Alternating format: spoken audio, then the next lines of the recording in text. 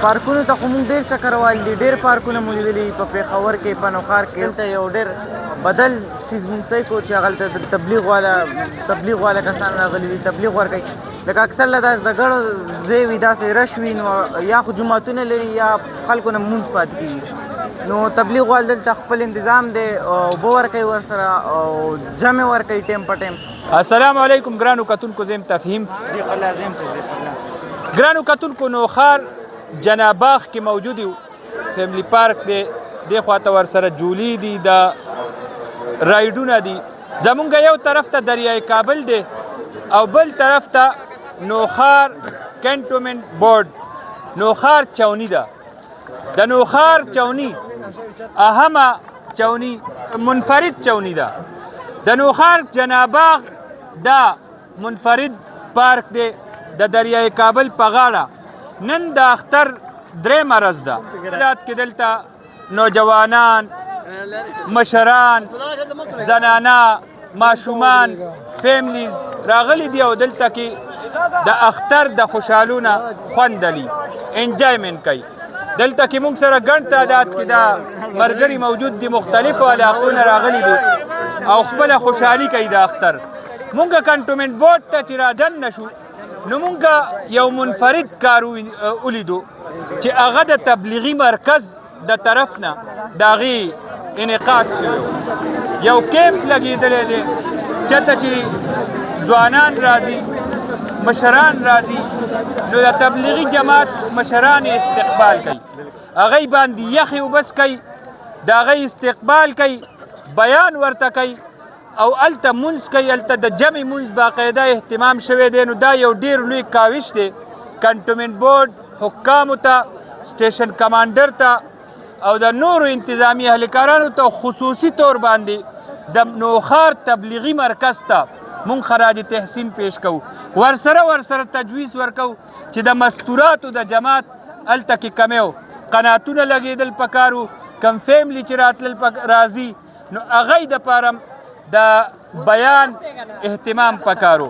مونږ دې ټایم کې دلته کې د ځوانانو سره یو، دای سره به یو څو خبرې کوو او تاسو ته به ولې تښتئ او تاسو ته به د نوښار د کنټونمنټ بورډ د طرف نه چې کوم انتظامات شوي دي د هغې یو جلک به ښیو.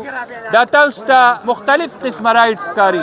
دلته نن ګڼ تعداد کې کورونو نه خلق هغه راغلي دي، د باربیکیو اهتمام د هغې خپل شوي دي، خپل کورونو له قربانۍ غوښې راوړي دي او هغې باندې دلته کې پاټیانې وکړي.